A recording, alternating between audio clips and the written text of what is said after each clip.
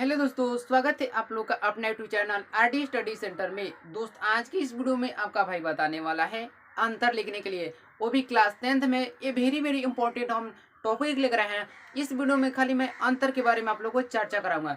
ठीक है, इस वीडियो को शुरू से अंत तक वॉच कीजिए। आप लोगों को मतलब ज़्यादा कुल इस फार्मूला में सब्जेक्टिव के साथ साथ ऑब्जेक्टिव भी तैयार कराऊंगा। ठीक है, और ये वीडियो अच्छी लगती है तो अपने दोस्त के पास पूरा सेंड कर देना, ताकि उन सबको भी मालूम हो जाए कि अंतर ऐसे ऐसे लिखा जाता है।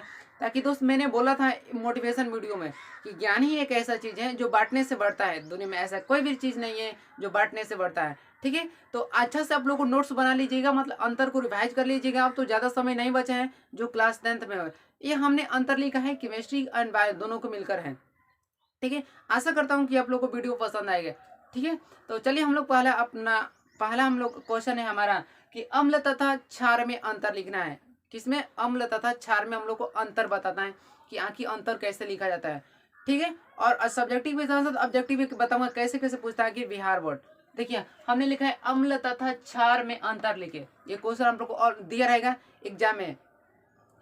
फिर नीचे से लिख रहे हैं अम्ल तथा क्षार में अम्ल, ये सॉरी यहाँ तथा कर दीजिए। अम्ल तथा क्षार में निम्नलिखित अंतर है। कैसा अंतर है? निम्नलिखित अंतर है। और दो को कॉलम खींचिएगा, इधर अम्ल डालिए, इधर क्षार, या इधर क्षार या इधर अम्ल। अब इसे रटना नहीं है कि इधर ही अम्ल डालेंगे। आप लोग को डिसाइड करना होगा किस तरफ लिखेंगे तो अच्छा लगेगा। ये रटना नहीं कि हम इस तरफ लिख दिए अम्ल, आपको इसी तरफ लिखना है। नहीं, आपको रटना नहीं है, मतलब इसको तो अपने से ज्ञात करना है कि हम लोग को अंतर लिखना है तो कैसे लिखे। कोई लड़का कहता है पूरा अम्ल के बारे में पांचों लिख देता है, फिर नीचे से क्षार लिखेगा, फिर क्षार के बारे में लिखेगा। लेकिन इस तरफ लिखी जाए तो ज्यादातर मतलब एग्जामर को देखेंगे मतलब आसान रहेगा, तो वो ज्यादा कॉपी आपको जा सके। ठीक है, तो देखिएगा दोस्त, जो एग्जामिनर होता है ना, वो पैसा के चीज में लालच होता है। हर आदमी चाहता है, लेकिन उतना लालची नहीं हम लोग को बनना चाहिए। वो क्या करता है ना कि आप लोग को एक कॉपी के लिए 20 रुपये मिलता है, सोचिए, और जल्दी जल्दी कॉपी जज करता है। लेकिन आप लोग को अच्छा से लिखेंगे, अच्छा से देख लेगा, जल्दी जल्दी साइड में अच्छा सा नंबर दे देगा। चलिए, अब एक और लिखना है अम्ल और दूसरी तरफ क्षार लिखना है। नो डाउट हमने लिखा है कि अम्ल स्वाद में खट्टा होता है। हमने बताया अम्ल स्वाद में खट्टा हो, दे देगा कि ऑप्शन में अम्ल स्वाद में कैसा होता है? खट्टा होता है, मीठा होता है, कड़वा होता है, इनमें से कोई नहीं। तो पढ़े होंगे तब ना कि अम्ल स्वाद में खट्टा होता है। ठीक है, इसका जस्ट अपोजिट बताना है। क्षार स्वाद में कड़वा होता है, क्षार स्वाद में कड़वा होता है। ठीक है, दूसरा हमने लिखा है दोस्त, अम्ल का पीएच मान 7 से कम होता है। अगर स्केल देखिएगा तो उसमें जो बीच वाला पार्ट होता है ना, वो बीच वाला, इसमें 14 तक होता है, 0 से 14 तक, 14 तक। उसमें जो आधा हो जाता है, मतलब 0 से और 6 के बीच में हो जाता है अम्ल, मतलब 7 से कम रहता है, 6 तक होगा। फिर 8 से लेकर 14 तक होता है क्षार, और जो बच जाता है 7 वो होता है उदासीन। तब पूछता है उदासीन विलयन का पीएच मान कितना होता है, तो होता है 7। और अम्ल का पीएच मान कितना होता है? 7 से कम दे दे, ऑप्शन देगा 7 से कम, 7 से ज्यादा, 6, और इनमें से कोई नहीं, ऐसे करके देगा तो आप लोग बताना है 7 से कम होता है। ठीक है, कभी कभी ऑप्शन ऐसे ना कर देता है कि 5, 7, 8 और 10। तो हम लोग जानते हैं कि अम्ल का पीएच मान 7 से कम होता है, तो 5 उससे कम है, तो इसका राइट आंसर होगा 5। ऐसे भी करके दे सकता है, कैसे भी करके आप लोग को एग्जाम मतलब बिहार बने कैसे भी क्वेश्चन आपको घुमा सकता है। फिर देता है 2 नंबर, क्षार का पीएच मान कितना हो? 7 से अधिक होता है। क्षार का जो पीएच मान होता है, पीएच, इसका पीएच का फुल फॉर्म होता है ना पावर ऑफ हाइड्रोजन। इसकी उत्पत्ति को हुई थी फोटोन से, जिसमें पी का अर्थ है पावर, एच का मतलब हाइड्रोजन। आप पढ़े होंगे। और दोस्त एक बात बताना भूल गए, मतलब पीएच स्केल भी आ सकता है कि किसे कहते हैं। तो पीएच स्केल किसे कहते हैं? तो किसी विलयन में हाइड्रोजन आयन की सांद्रता ज्ञात करने के लिए एक स्केल विकसित किया गया, और उस स्केल को कहते हैं पीएच स्केल। और पीएच स्केल की खोज किसने की थी? कमेंट में जरूर बताइएगा, पीएच स्केल की खोज किसने की थी और कब की थी, है ना? कमेंट में जरूर बताना है पीएच स्केल की खोज किसने की थी और कब की थी। हमारा आपस से क्वेश्चन है, जिन जिन जिन लोगों ने मेरा वीडियो देख रहे हैं उनसे क्वेश्चन है पीएच स्केल की खोज किसने की और कब। ठीक है, चलिए 3 नंबर, अम्ल जल में घुलकर ईच आयन उत्पन्न करता है। मतलब जितने भी अम्ल हैं, अगर जल में डालिएगा तो वो हाइड्रोजन आयन उत्पन्न करता है। ईच आयन मतलब हाइड्रोजन आयन उत्पन्न करता है।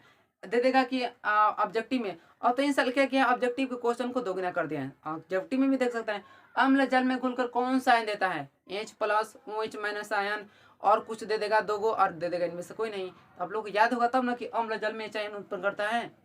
ठीक है, चलिए इतना तक तो हो गया। अगर वीडियो अच्छी लगती है तो लाइक कीजिए, चैनल पर आए तो चैनल को सब्सक्राइब करके ही जाना है। अब वीडियो पूछ रहा अच्छी लगती है तो अपने देश के बाद सेंड कर देना। ठीक है, अध्ययन क्षार जल में घुलकर OH माइनस, OH माइनस का मतलब हाइड्रोक्साइड आयन, OH का मतलब हाइड्रोक्साइड उत्पन्न करता है। हमने यहाँ पर लिखा है OH माइनस आयन उत्पन्न करता है। कौन?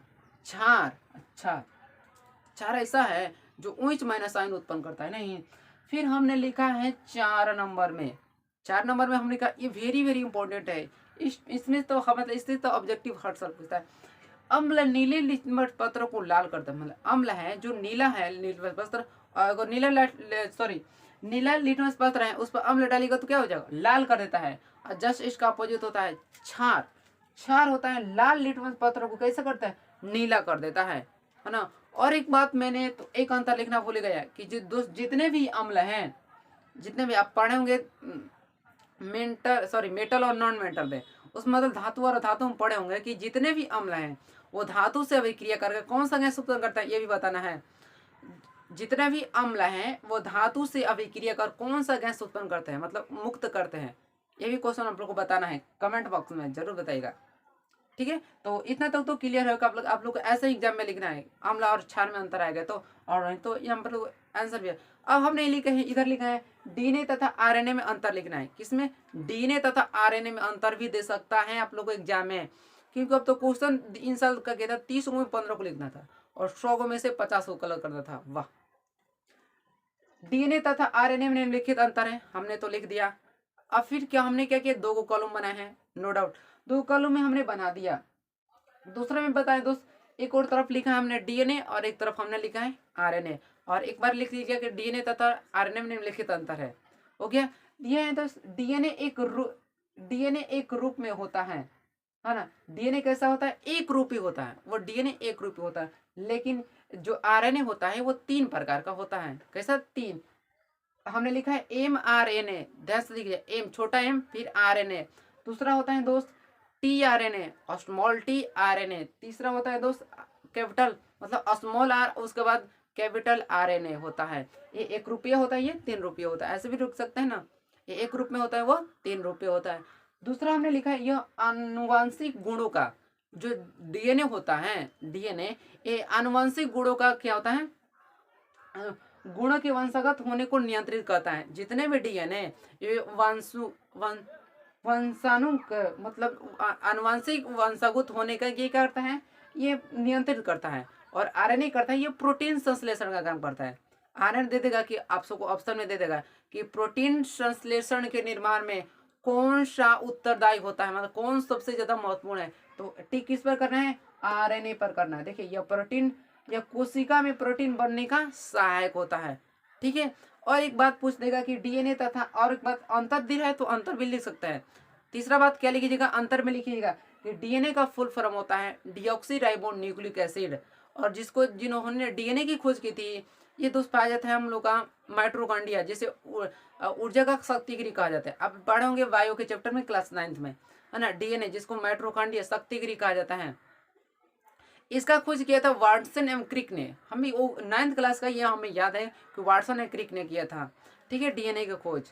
तो ये रहा आप लोगों का डीएनए तथा आरएनए में अंतर, जो बहुत ही आप लोगों को काम करेगा आने वाले एग्जाम में।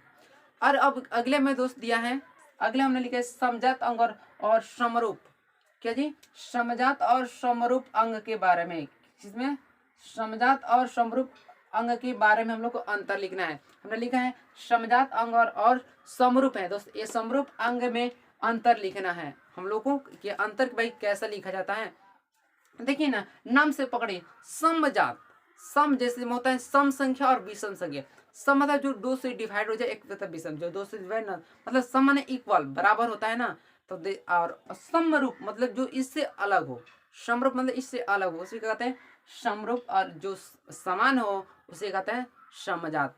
जैसे में हमने यहाँ लिखा है समजात और समरूप अंग में निम्नलिखित अंतर है। एक कॉलम में हमने लिखा है समजात अंग और दूसरे कॉलम में लिखा है दोस्त हमने समरूप अंग लिखा है। आपको तो क्लियर से दिखाई दे रहा होगा, आशा करता हूँ। इन इसमें लिखा है समजात अंग में इन अंगों की मूल संरचना मतलब जो समजात है इसमें क्या कर रहा है ना, इन अंगों की मूल रचना होती है, जो इसका स्ट्रक्चर बनावट होता है वो कैसे समान होता है। किसमें समान होता है? समजात में। तो ऑप्शन में आप लोग को दे देगा कि बताओ कि अंगों की मूल संरचना एवं उसका बनावट निम्नलिखित में कौन सा अंग है? समजात है, समरूप है, एक आता है असमजात है, इनमें से कोई नहीं। तो जब जब समान होगा, नाम से पकड़े, समजात, समजात का मतलब समरूप, सॉरी समान का मतलब समजात, ठीक है। तो इसमें क्या होता है, अंगों की संरचना और उत्पत्ति समान होती है। जस्ट इसका अपोजिट होगा, इन अंगों की मूल रचना और उत्पत्ति एक समान नहीं होता है। मतलब दोस्त ये समरूप में कर रहा है कि इसका जो बनावट है, इसका स्ट्रक्चर है, ये समरूप नहीं होता। समरूप मतलब तो मतलब उसके बराबर जैसा नहीं होता है, समजात के बराबर नहीं होता है। कौन? ये समरूप। ओके, फिर हमने यहाँ पर एक अंतर लिखा है दोस्त, यह है समजात का, यह है समरूप का। थोड़ा जगह कम था इसलिए मैंने यहाँ लिखा। इनके कार्य समान नहीं होते, मतलब जो जितने भी समजात श्रेणी के अंग है उसके कार्य मतलब एक समान नहीं होते हैं, है ना। और लेकिन इसके जस्ट अपोजिट कर रहे हैं कि इनके कार्य समान होता है, मतलब समजात में कार्य समान नहीं होते हैं और समरूप में कार्य समान होते हैं। ये रहा हम लोग का अंतर, जो आप लोग मतलब एग्जाम में ज्यादातर मतलब आशा है कि आ सकता है, क्योंकि इस साल बिहार बोर्ड ने क्या किया, ऑब्जेक्टिव क्वेश्चन को आपको बढ़ा दिया है, ठीक है।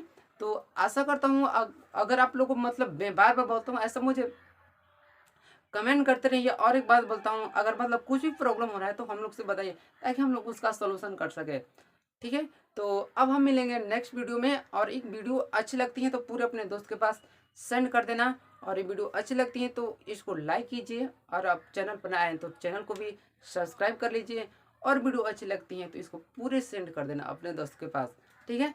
थैंक्स फॉर वॉचिंग एंड जय हिंद, जय भारत।